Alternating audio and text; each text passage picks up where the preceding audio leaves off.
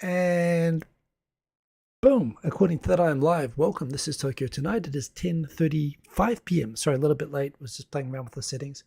Another new background, just more stuff going on each week, just playing around, getting some AI art interfaces. Just watching the rugby just now, watching Japan beat Chile in its first ever World Cup rugby match. Chile played very well, by the way. For that, Japan also played well. Looks like they're playing in weather in France, not that different to what it's like actually in Japan at the moment, which is still too crazy hot.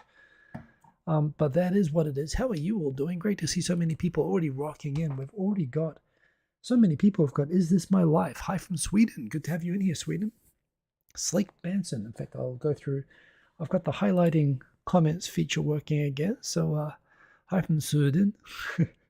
Good to see you. We've got Slake Manson. Good evening, right back to you. Correction there on the Sweden, indeed. Shubis, never fear. Shubis is here. Great to have you in here. We've got Erin, of course, our wonderful moderator. Great to see you. Butterboom. Indeed. Butterboom with the butter. Thank you once again to Ben Duncan's mum. Who else we got in here? We've got Believe in Yourself. Boom, indeed. We've got you in there. And yeah, lots of people starting to rock in. So yeah, Erin, not JP related at all. What's that about?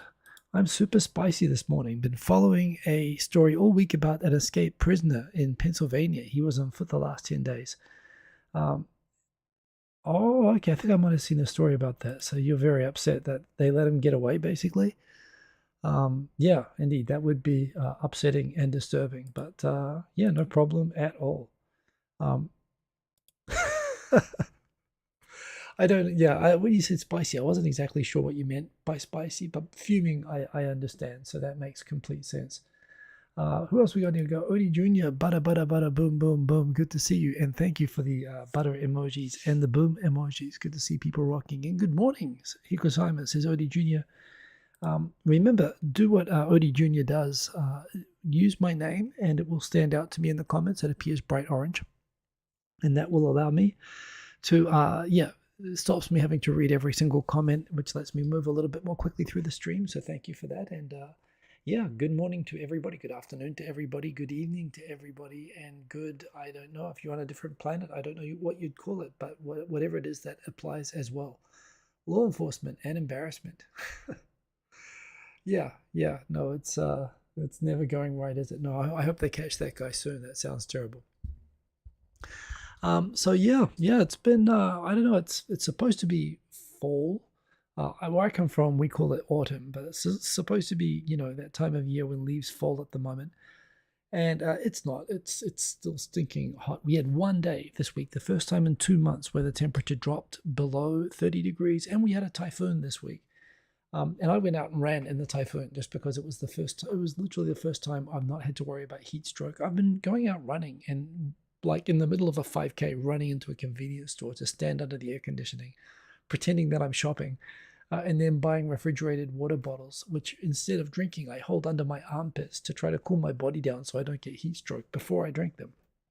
That's how bad it's been trying to do any sort of exercise in Tokyo. And yeah, we had one day below 29, but it took a full-on like typhoon, like rain and blasting wind for that. And even then, it still got only down to like 29, which is like this is like 85, I think, in Fahrenheit. So yeah, it's supposed to be cold. It's still not this whole week. I just saw the weather forecast this week. It's supposed to be 33, 34. It's supposed to be like 94 degrees like every day this week. So yeah, Japan, the weather here still stinks. And what I'm really most worried about at this point is, the best is when it's really in the 20s, when it's 70s, 70s and 80s. But Japan, the seasons tend to change like that. And I'm so worried it's just going to drop from like 35 to suddenly be like 10 and 5 and be cold again. And we're not going to have any pleasant time. But yeah, I do have one thing to look forward to in that regard. Week after next, I will be in Seoul, Korea for a week. I'll be there for work, which means I'm probably going to be busy most of the time. But if there's anybody who watches this in Korea and would like to say hello, I'll be staying in Gangnam. So I travel everywhere Gangnam style, of course. So yeah, definitely feel free to message me if you want to say hi while I'm there. Can't promise everything, but I'll be there between like Tuesday and Thursday. I'll be middle of the week. sort of flying in Monday, flying out Friday morning. But I'm quite looking forward to that, hoping that it's just some decent weather there. We have our other man from Sweden there in the chat. Good to see you.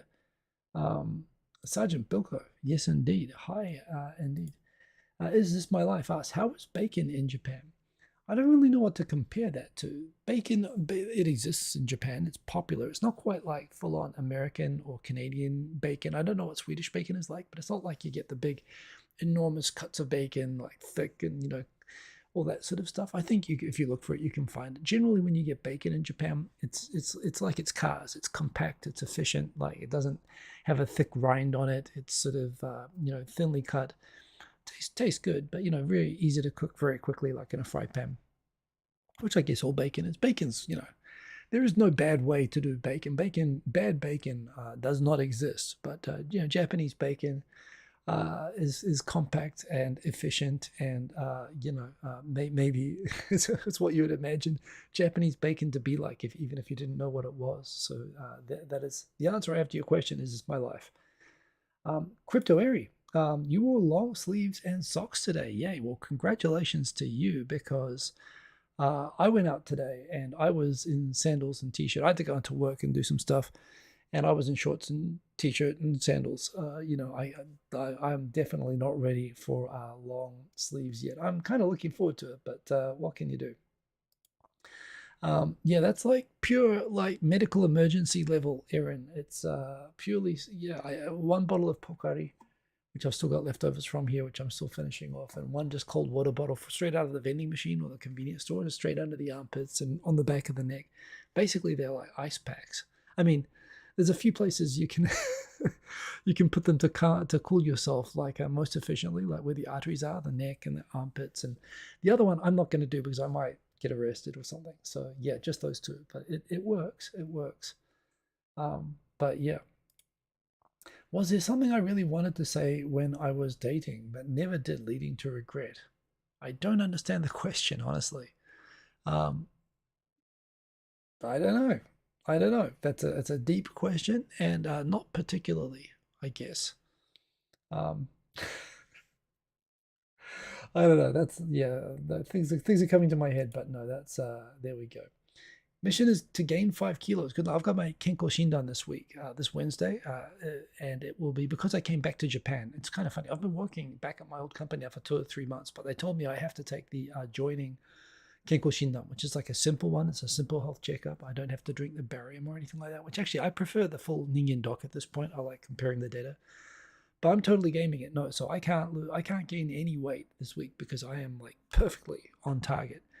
So the point is, I'll make sure that my weight is good, because Japanese like give you such a hard time if you're like 100 grams overweight, and I'm good. I'm exactly on the money for the weight, but I'm hoping that I haven't sacrificed all my blood and urine and other numbers in order to get there. So that's what we'll find out. I'm kind of looking forward to it. Yeah, you're getting to be middle-aged in Japan when you start looking forward to checking out what your scores are on the Kenko Shindan. But that's a big part of my life.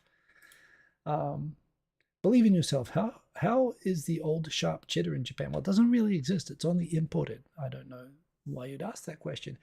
Where I come from, like Canada, a Commonwealth country, we have sharp cheddar in New Zealand, and I honestly, it's not very good here in Japan. Also, the sharp cheddar that you get in New Zealand, you cannot get in Japan because it's full of preservatives, which are deliberately banned in New Zealand. So the stuff which they can import to Japan has all of that stuff taken out. And I don't know what the story is, but I think the preservatives make it taste better. It just doesn't taste as good, the stuff that even gets imported. So yeah, all bacon is great bacon. Indeed, nice product placement. Yes, indeed. Sainted Sir, good to see you, and hello, everybody. Korean food. Yes, I've already told people I want to be taken out, of course, to bulgogi. I mean, bulgogi has to happen. That's the Korean barbecue. Although I've also mentioned that there's like a pokkum, which is like just stir-fried gochujang with meat and veggies, just like home cooking. I just love that.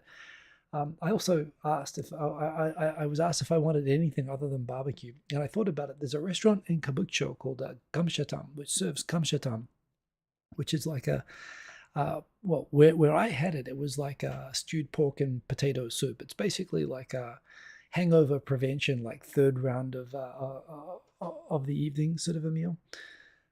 So I requested some gamshatan as well. Yeah, Korean food is awesome, and I'm definitely looking forward to that.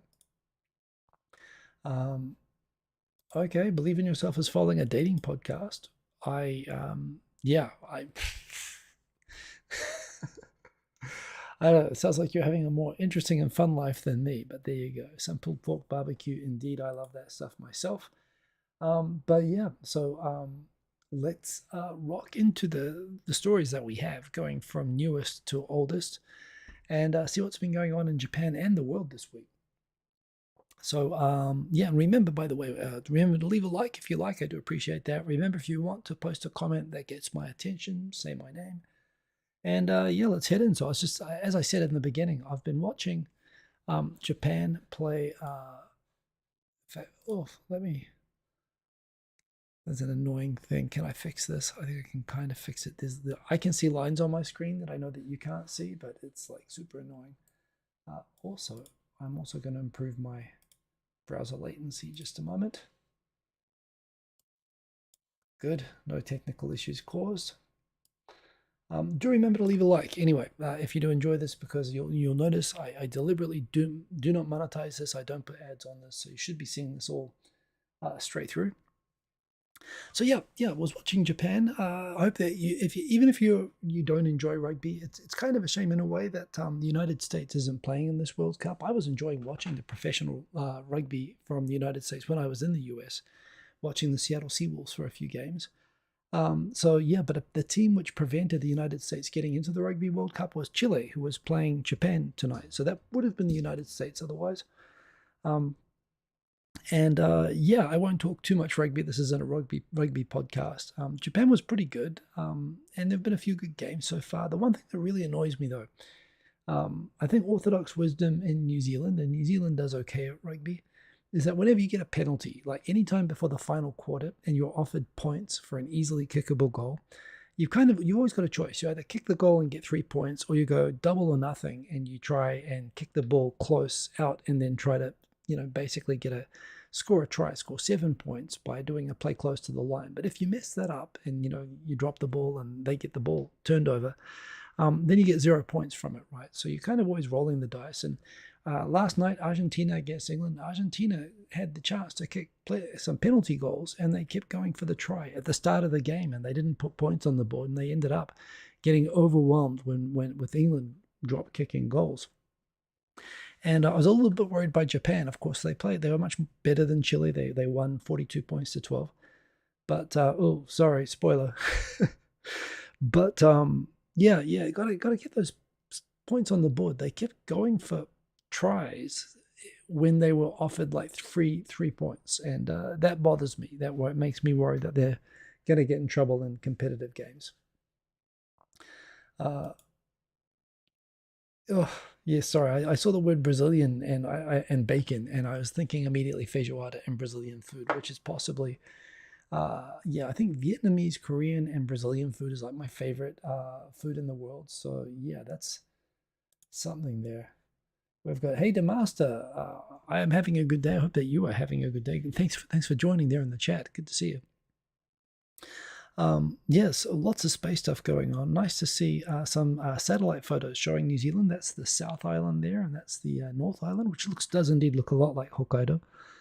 And yeah, you can actually, if you zoom in, I mean, okay, so I was born basically, that's the Kaipara Harbour. So Auckland sort of is under clouds. I was like born in the middle of this photo, but I lived in an army camp beside this big volcano in the middle of this. And there's also a mountain over here that they used in The Last Samurai, which looks like Mount Fuji. So yeah, that's where I'm from. Kind of cool. Yeah, Japan continuing to support Ukraine. Some news around that during the week, which has been interesting. I'm a big fan of all, of course, these rockets. It's amazing that the biggest rocket in history, the fully stacked Starship, and it's all ready to launch, except they don't have a permit because, the last one blew up and they had 60 things they had to fix that they haven't demonstrated properly that they've done yet. That said, they're ready to go. I kind of, on the one hand, if this thing crashes, it would have an explosion with all the fuel and everything on board, bigger than a small nuclear bomb. So you do want to get it right. But that said, I do want to see it fly. I mean, this is an amazing piece of machinery. Of course, I worry that the guy who's flying it is also in control of X, which I don't know is there was a story this week that apparently, yeah, Twitter or X, I'm going to keep calling it Twitter because X is a dumb name. They've updated their service terms saying that they will, instead of referring to tweets, they are now saying, basically referring throughout their service terms now to posts. They want you to call them posts. I am posting a post instead of a tweet. And honestly, between this and changing it to a name that no one wants to call it and renaming tweets, it's literally like Google threatening, saying to people, don't call it Googling anymore, just call it searching. It's like they want, I don't know, it's like the movie The Producers, where they're trying to make money by making a production so bad that they can collect the insurance on it. I really wonder, is Elon Musk like trying to burn down Twitter for the insurance money? Because that's the only way I can interpret any of this making sense personally, but that's a thing that's happening. Apparently this week was, if you want to feel old, it was the 20th anniversary of the movie Lost in Translation, which I remember seeing here in Japan, and it was to me, people are usually there's no one who's ambiguous on the movie Lost in Translation. People generally either love it or they hate it. I'm in the love category of this. There are scenes in it that I hate.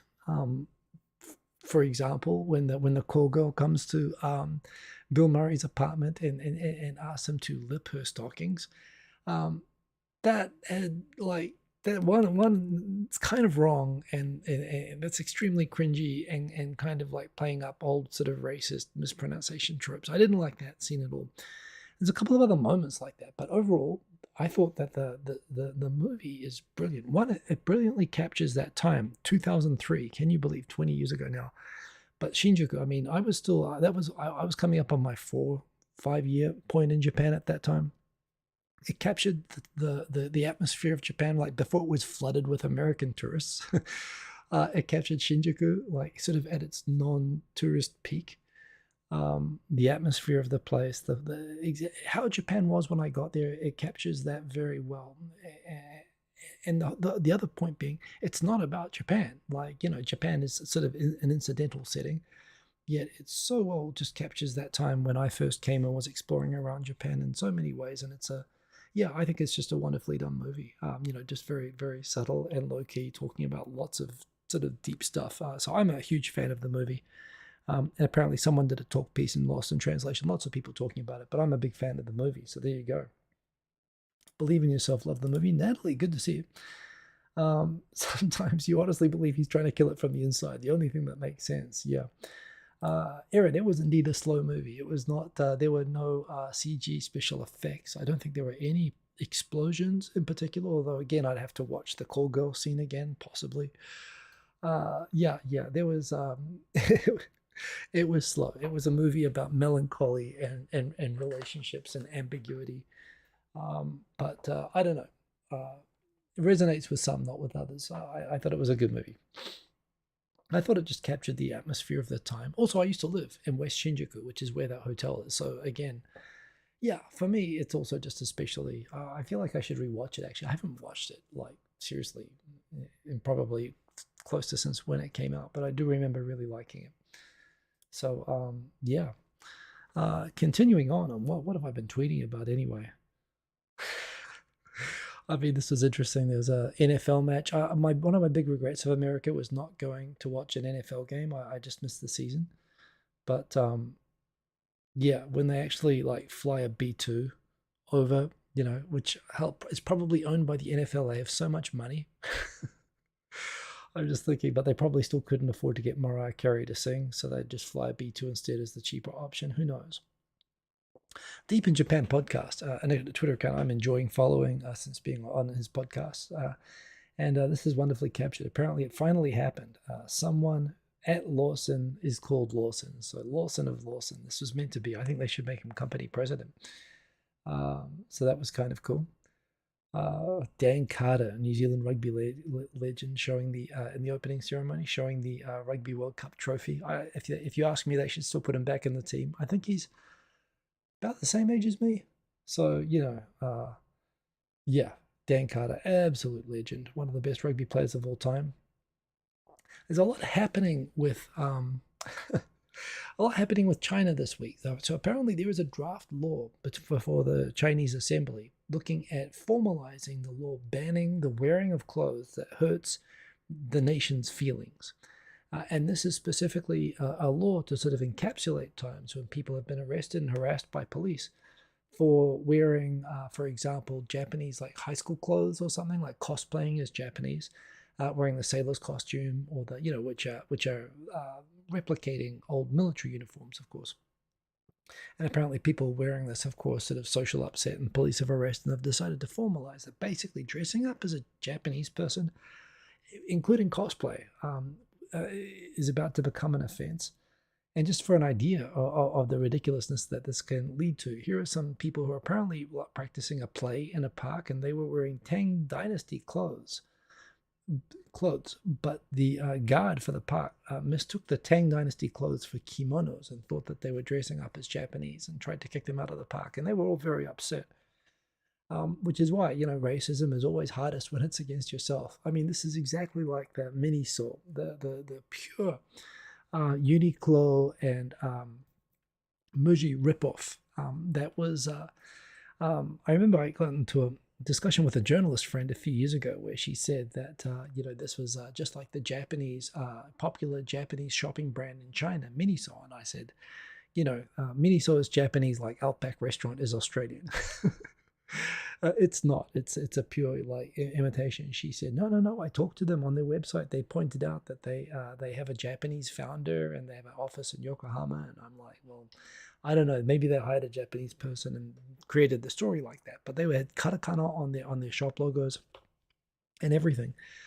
And then apparently, like 2 years ago, in the current flap of anti-Japanese nationalism in China, the Miniso changed all their logos, and the president issued an apology saying, "We apologize for making bad decisions in our naive youth when we established the company, imitating Japanese culture."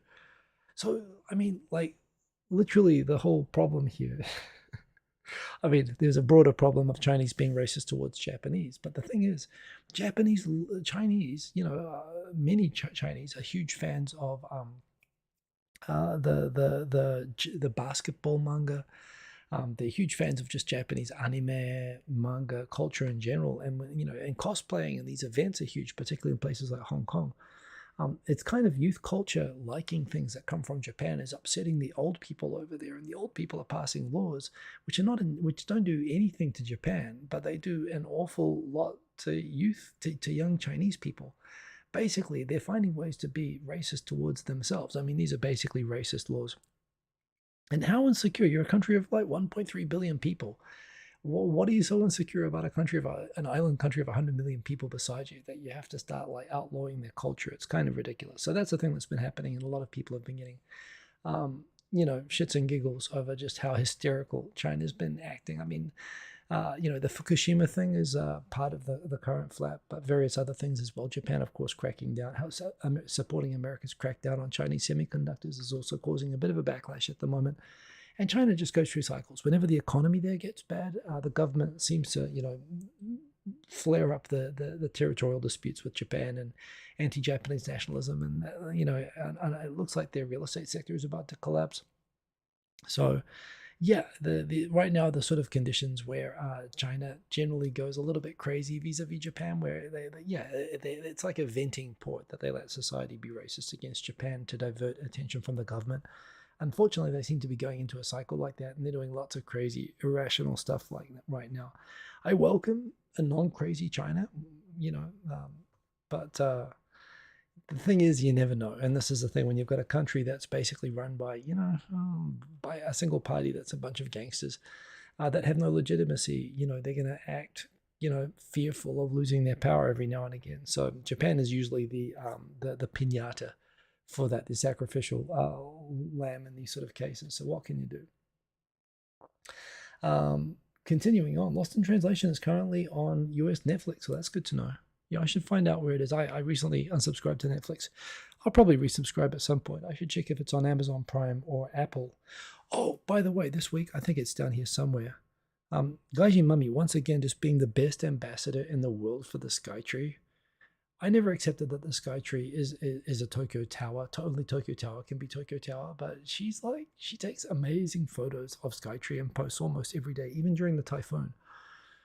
So yeah, Gaiji Mummy is amazing, and she's made me a huge fan of this. But yeah, speaking of Apple Plus, I've been watching Foundation. I've not read the Isaac Asimov books, although I've heard that they're very good. I've been watching the series. I like science fiction in general, but I've been enjoying the series. Although to me, it's not like The Expanse or anything like that. But it's been sort of interesting to watch, and you can tell that they've adapted a very complex and sprawling book into this TV series, and they obviously have a huge. Apple must be putting all of their money from selling iPhones into making the series. It's got a huge budget. And it's kind of been good, but not quite lived up to like the world building, I think, of The Expanse. I really thought that the episode this week, a long time ago, not so very far away, I think is the name of the episode, season 2, episode 9. That episode, there's been a lot of build up to this.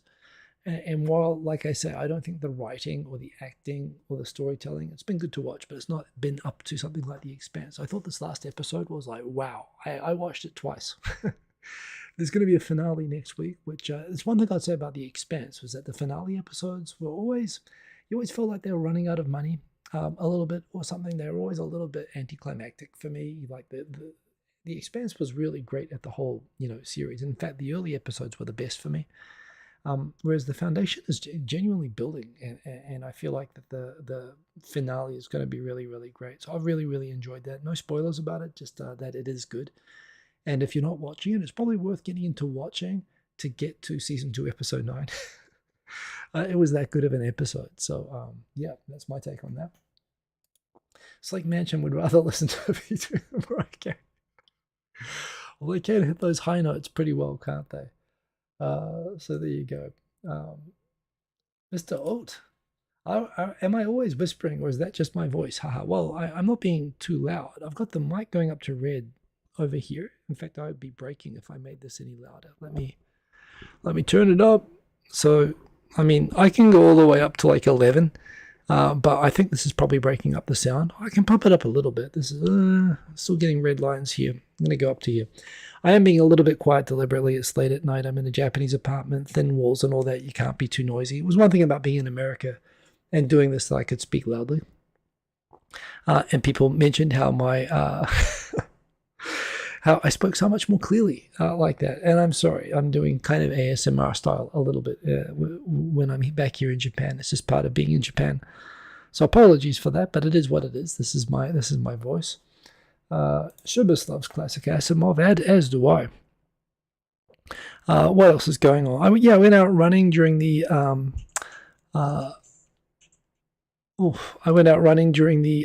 typhoon, and that was cool. So here's where I went running along the river and through Ikebukuro. This is Edogawa, and this is Ikebukuro.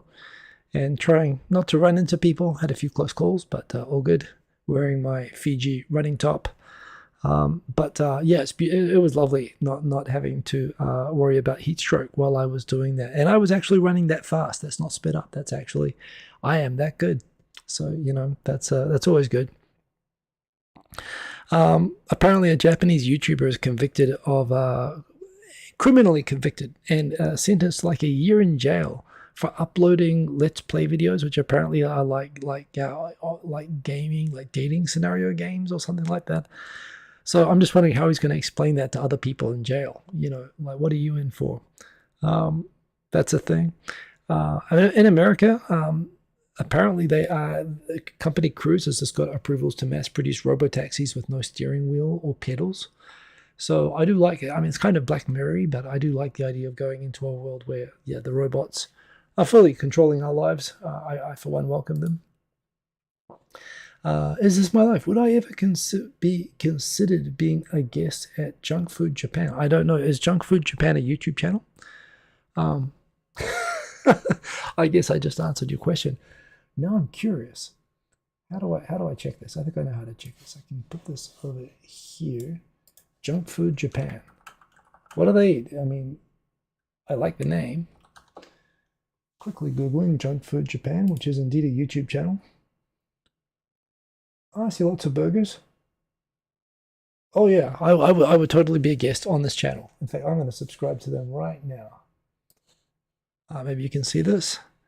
That is a subscribe button, and that is me subscribing. Yeah, that looks pretty. Oh, that's abroad in Japan. I am clearly not at the level of guest that they are looking for. Oh, in fact, now that I see that abroad in Japan is in a lot of these, I'm guessing that this is one of those multi-channel network channels. So, you know, I'm probably not charismatic enough, but yeah, that looks like a good channel. I'm going to check it out. Thank you for the recommendation.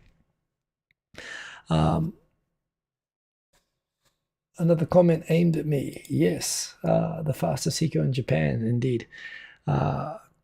Question. I bought a new pair of shoes, first time since the 2000s, New Balance 880s. Okay, congratulations on the shoes. I like New Balances, by the way. I'm a big fan of the 574s. I actually run in 574s. I like them so much. I don't know the 880s off the top of my head, but I do like New Balance shoes, so good purchase there. Back into the topics. Oh yeah, this week I got, it's behind me over here. Oh, boom. I got an Ami Yamato cup. I saw that she was selling merch. Had some new designs, but I actually realized that this had been around there for a while. And yeah, it's actually, I quite liked this. So check it out. She's actually got a merch store and she's got some really cool stuff on there. I feel privileged to have been in 2 collabs with Ami Yamato. And again, I can't really share anything about what's behind the curtain on this other than, one, it's an excellent channel, great sense of humor, you know, great short sort of videos. If you haven't, go watch the Ami Yamato channel on YouTube. And I know what it looks like, but it's not what it looks like. It's more than what it looks like. It is amazing. There is nothing on YouTube like it. And it's the thing, if you look at it very closely, look at the details, and you will realize it's not what it looks like. It's, yeah, no. So if you can figure out what that channel is, then you will appreciate how amazing it is that I got to do a collab with it. And with Ami twice now. So yeah, really, really awesome. Very, very happy to support it, which I do through Patreon and with the mug, because this is definitely an amazing creator worth supporting. Pop that there. So that's the thing. Also, the function, 10 out of 10, holds coffee great. I've had a couple of coffees with this. Didn't drop a single drop. At least if I did, it wasn't the cup's fault. So yeah, highly recommended there. What else is, so here's the thing about X demanding that we call tweets posts. I mean, seriously, you know, I've told you before, I have this sort of mental illness where, like, sometimes things just trigger memories. I was a TV addict child, so I memories get triggered of movies and TV shows. And you know, there's a scene in Harold and Kumar Go to White Castle where they pull up at a drive-through hamburger place that's not White Castle, and the person at the drive-through, when they, you know, is talking with these guys about how much they like White Castle, and the guy in the drive-through realizes that you know, White Castle is so much better than the place that he works at, and you know, when he thinks about White Castle, he just can't stand to look at where he works anymore, and then he starts flipping out and saying, you know what, I hate this place, I'm going to burn it down, and he starts pouring oil everywhere and lighting it on fire while they pull out of the drive-through. And I think that's what Elon Musk, I can just imagine him just going to burn this F her down. That's what it feels like. It feels like that guy at the drive-through in Harold and Kumar Go to White Castle freaking out and burning down his own restaurant when he realizes it's not as good as White Castle. By the way, I love that movie so much. I did look for White Castle when I was in America. I was in Washington State and Oregon and California, and I did Google it. And apparently White Castle isn't in any of those states. I think that was part of the whole idea of the road trip, was they had to drive to a different state from where the movie was set to eat it. So I still don't know actually if White Castle is any good. I know they're like tiny slider burgers. But it's a very good movie. The oh god, the Doogie Howser. What's his name? Oh god, he's great. The scene with him was like one of the best scenes in a movie ever, where he plays like the ultra heterosexual caricature. But anyway, that was a great movie. That's a total side thing, but that's what I think of whenever I see Elon Musk demanding that we stop calling tweets tweets. I mean, he paid. What did he spend $42 billion on? I mean, he spent it, no question, on a site that lets you post 140 character messages, but that's not unique. the $42 billion is for the brand, right? And he's just destroyed the brand for a crappy brand. I mean, he's named it after my generation that doesn't, even have a name and no one gives a crap about. It makes no sense. So anyway, if you like tall buildings, which I definitely do, I believe it is the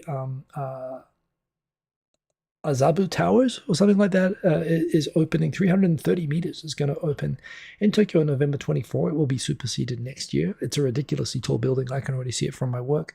It's far away from any train station, which means it really doesn't make any sense to me. Talk again about thinking about movies. Lately, these tall Mori buildings, which are not just tall, but they're also enormous. They remind me of the huge, towers in the dystopian future in the movie Dredd, not the Sylvester Stallone movie, the one with the New Zealand guy as Judge Dredd, the actual only good Judge Dredd movie, which is again an awesome movie, but where they have these futures where whole cities basically are contained in these single towers, and that's sort of what these could become because they're that big. They're just sort of these amazing buildings. I'm looking forward to going and checking that out, but it's also causing a glut of office space, which is causing office rents to collapse at the moment. Some people citing that as a crisis, but I'd say if you're in Tokyo and you're like a startup looking for cheap office space for a startup or something, it's a great time. So that is a thing that is happening in Tokyo right now. Yeah, continuing on. Yes, the weather, it was so good having a typhoon where we finally had weather of less than 30 degrees Celsius or less than 85 degrees in freedom temperatures. So that was a thing. Indeed, the first time in over 2 months where the temperature fails to reach above 30 degrees. So that was pretty good. A lot of discussion online this week. I mean, everyone's sort of piling in on Elon, and I also like to pile in on Elon. I don't like him very much as a person, but I do like Teslas, and I do like... Hell, I like Twitter. I mean, even though I think he's destroying it, and I do like SpaceX. And a lot of discussion about how, initially at the start of the Ukraine, of Russia's, criminal invasion of Ukraine, how he allowed Ukrainian forces to use Starlink for free, which basically meant that when Russia had knocked out all the phone communications and everything, they were able to, maintain satellite communications using these really small boxes, which basically have become like a huge game changer for the defense of Ukraine. Where they can always be connected, and they're putting these Starlink terminals now onto drones, which are attacking US ships and everything, and getting great results, blowing up the Kursk bridge. Which, by the way, I mean, Ukraine's allowed to blow up that bridge all that they like. Russia's not allowed to build a bridge to Ukraine without Ukraine's permission. And I know that Russia thinks that Crimea is Russia, but it's not. Crimea, honestly, Ukraine's allowed to demolish that bridge whenever it sees fit. And it's been obviously using, both for hitting these Russian warships and this bridge, it's been using Starlink. Apparently there was I think this was before the Department of Defense came in and did a contract to make sure that the Ukrainians could keep getting it. But yeah, there's a thing where apparently Elon decided himself, after talking to Vladimir Putin, that when Ukrainian forces stepped into territory occupied by Russia in Ukraine, like for example Zaporizhia or Kherson, he actually switched off all the Starlink stuff, and there were like units of people that were isolated without communications, as well as there were drones going out there to hit warships which were firing missiles at Ukrainian cities, which also those missions all failed and resulted in the deaths of a lot of Ukrainian people. So Ukraine's kind of pissed off at these revelations in a book that Elon took it on himself personally to sort of put his thumb on the scale, in favor of Russia against Ukraine defending itself against Russian aggression. I'm kind of sympathetic, though, at least to the extent that, sure, at least at that time, I believe at the time, I could be wrong about this, I've had people correct me and point out that, since then, he kept asking, why do I have to keep providing this for free, and why do I have to, take sides in this? Like, I think there are legitimate concerns that Russia could start targeting SpaceX employees, or they could start shooting down SpaceX satellites and so on, and he was doing this for free, for charity. And so it was right that the U.S. military should have its own constellation and be letting, Ukraine use its communication satellites for this sort of a purpose. I believe now they have a contract, but I'm actually sympathetic to the idea where I don't think that necessarily, Elon had to actually personally risk the lives of his employees, for example, for retaliation from Russian spies in order to provide this sort of stuff. I do think that, however, that the world should make sure that Ukraine has this stuff. And, if necessary, the US should, should let Ukraine use its military satellites.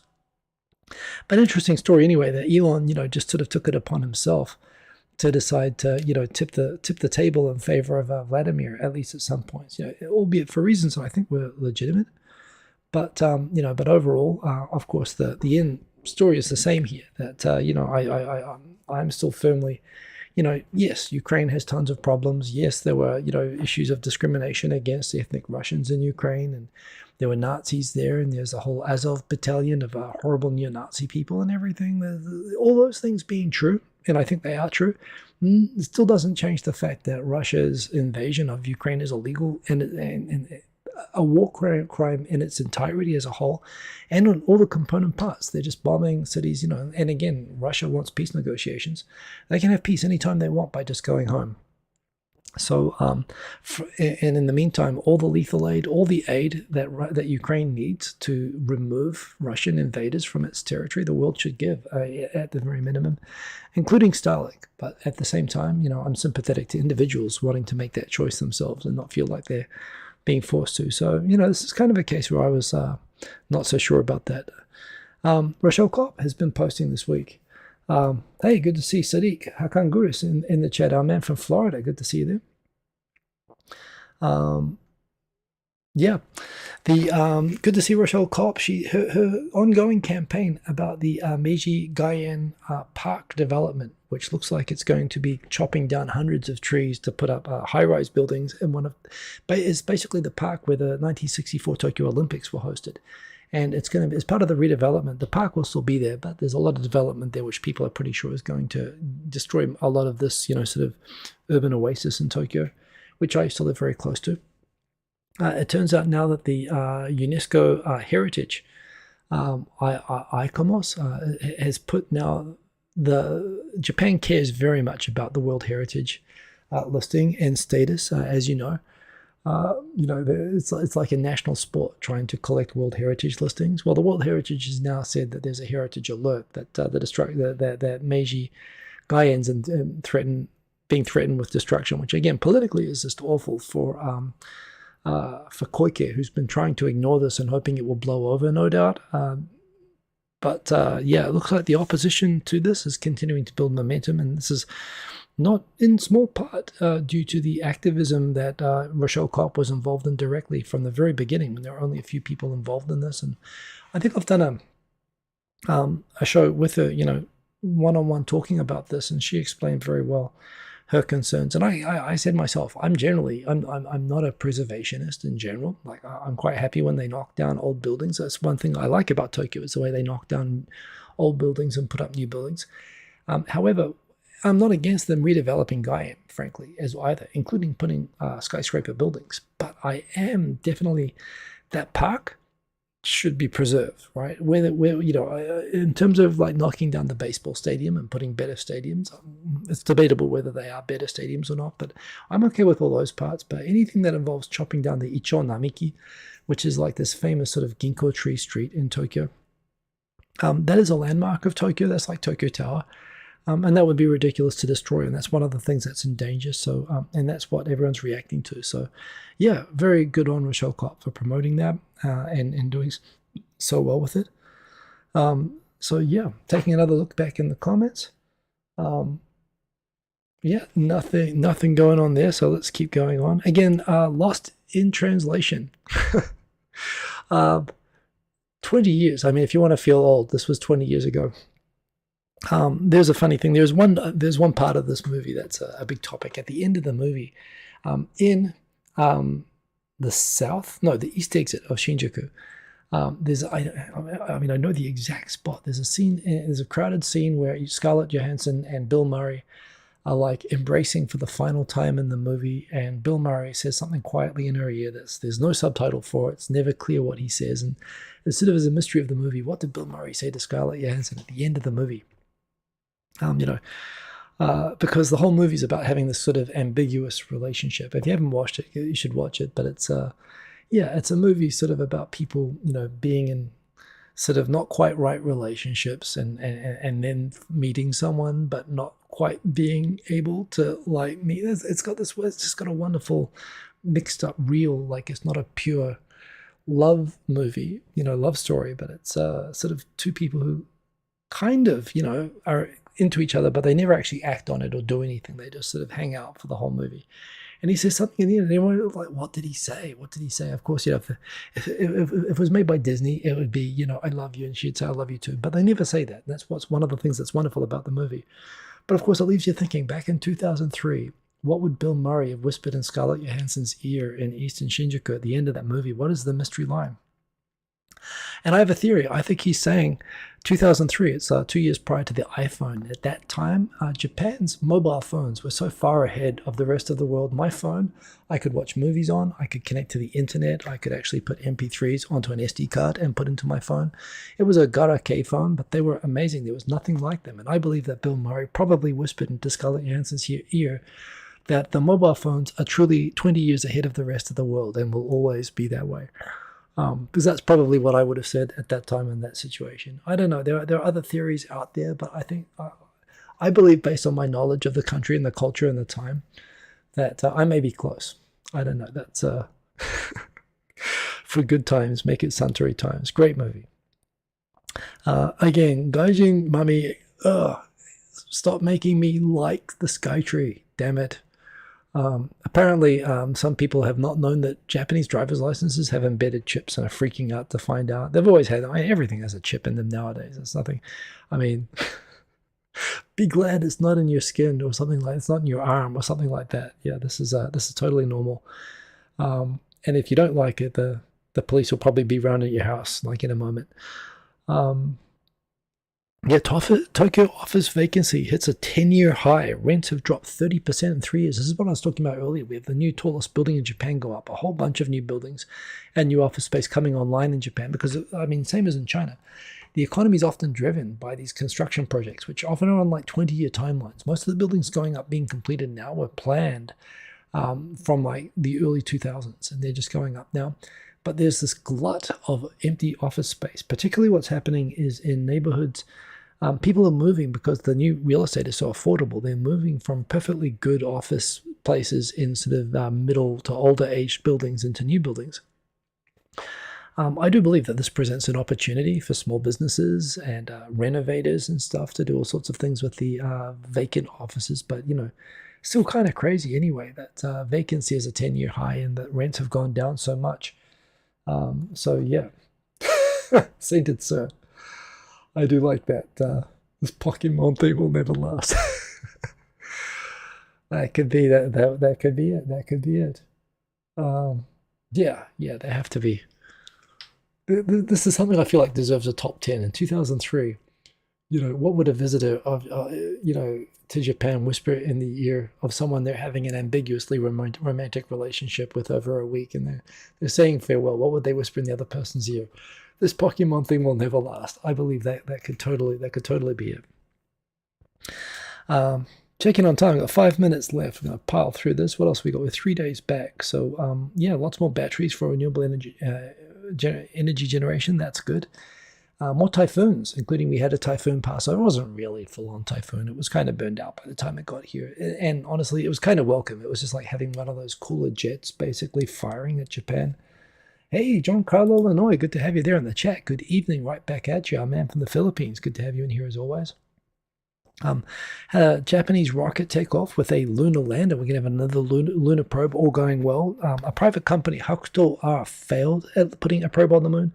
But this is JAXA, basically Japan's NASA. They are launching their own probe. Apparently, Marcus House, the poster of this, did point out afterwards that this video is like 2.5 times speed, so it doesn't actually take off. That's basically like a little skyrocket looking at that speed, although it does look very cool. But apparently on top of that, Japan hopefully is going to be putting another rocket on the moon, which is cool.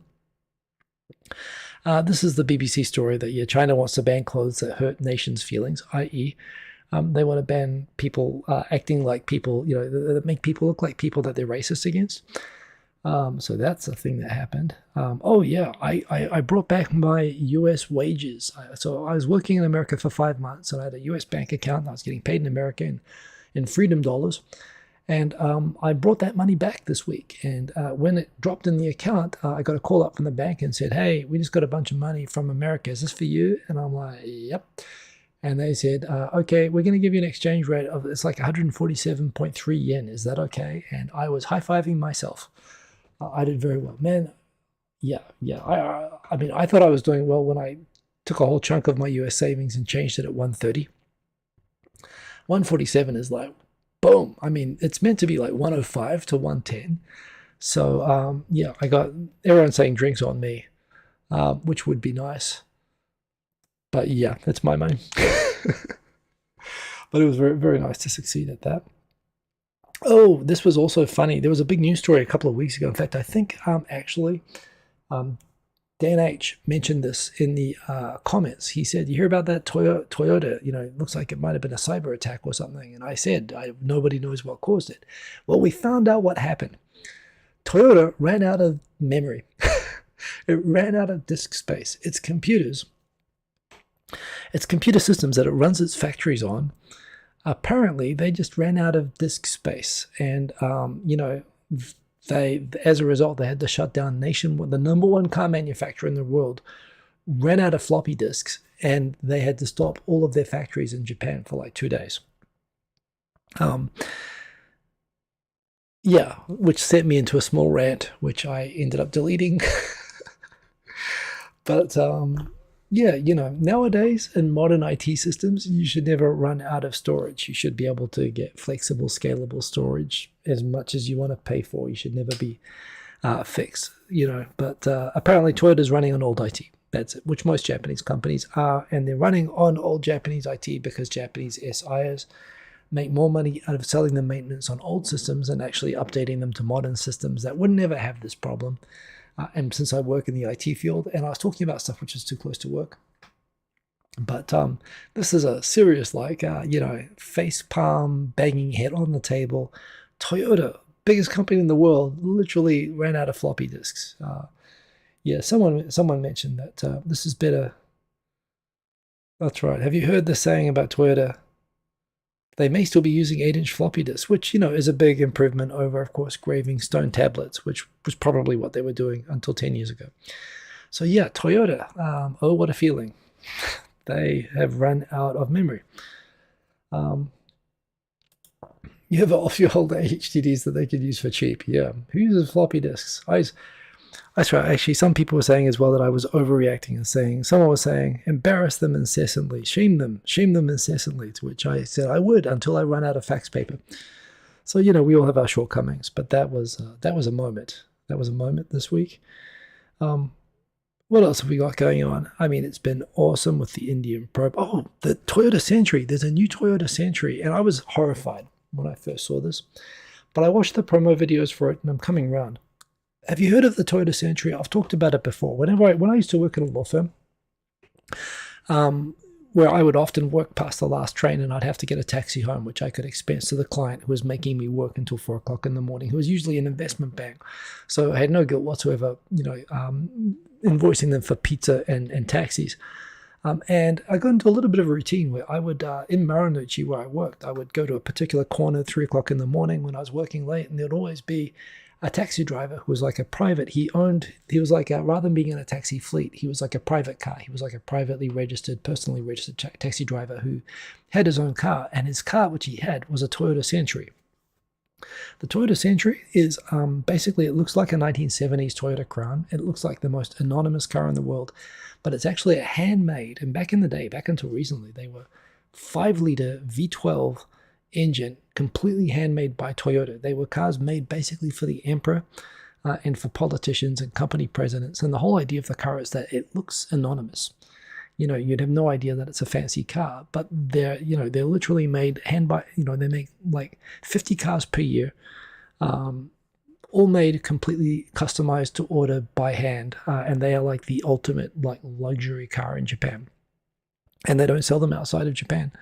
So you see them around. If you see them around, it means there's someone important in the back. And, a few old ones are now getting exported. And this taxi driver had one. So I would go home in a Century a lot of nights. And it's a magical car to go around in the back seat. It's a real experience. But the fact it's this old-fashioned sedan, it's sort of part of the charm of it. The fact that you have to know what it is to recognize it. So Toyota Century has now released this. A big, fugly, old SUV. That looks like every other SUV on the road. And I'm kind of like, no, that's not a Century. That's not. It's going to look like a 1970s Crown. And I was mildly horrified by this at first.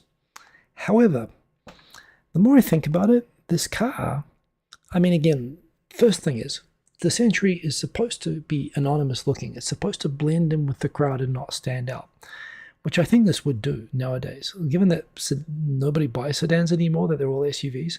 And being an SUV, like the back seat, which is where, it's made for the person in the back seat, not the front seat.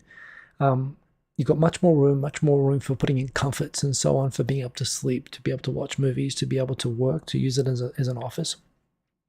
You've got much more potential for that with this. So the more I watch the promo videos and everything, and realizing that they are literally aiming at the emperor for this car. Slightly disappointing as well, by the way. They put in a 3-liter V6, I think, or is it a 4-liter V6? 3.5-liter V6, 400 horsepower. But, again, not the handmade V12. But the more I look at it, the more I realize, this does kind of actually work. But I was kind of horrified at first. If you're into Japanese cars, it's kind of funny. I haven't owned a car the whole time I've been in Japan, but I love cars. And I would love to ride in the back of one of these. It's probably not going to happen for at least like 10 years after they come out, till taxi drivers can afford them, but that will be pretty cool.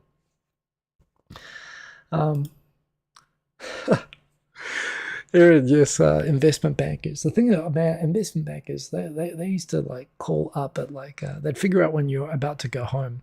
It's like 7 o'clock or 8 o'clock at night, and they'll always say that they need a ton of work, like 6 hours of work done back on the same evening, so you got to stay all night to do it. And they would send it to you late at night to stop you working too long, to suppress the billable hours, while they're getting paid a lot more. So yes, that was always something that happened. I see we're up on time, so final quick look at this. I had some Russian people actually respond to me when I'm more stuff on Ukraine, which I sort of spoke up and said, screw Russia. And some Russian posters came and said, you should really read more about this. And to which I said, Russia needs to go home. Simple as that. This is not that simple. I say, it is that simple. You can debate all the right and wrong and all the causes and everything, but Russia has no place being where it is. Simple as that. So gone to a little bit of a debate. Interesting seeing that India, or at least President Modi, seems to be rebranding India as Bharat. I didn't actually realize that. Oh, crap. Have I lost my... Okay, that's a good time to end. India is like at the G20 calling itself on signs and menus and stuff, Bharat instead of India. Apparently India is kind of a colonial term for India, and apparently like the traditional Hindi term for the original nation of India was Bharat. And being sort of Hindi, some people are saying, well, that's just as colonialist, saying because there's more than just Hindis in India, which is true. But there again, it's more legitimate than India is, which is really the English, the British name for India. So, if India wants to change its name to a name that wasn't imposed on them by people like me, have at it, seriously. So good for them. We're up on time. We're coming up on an hour. Thank you for spending the hour with me as we do every week. Remember, if you're in Korea, let me know. I might be able to hang out week after next, the week of the 18th.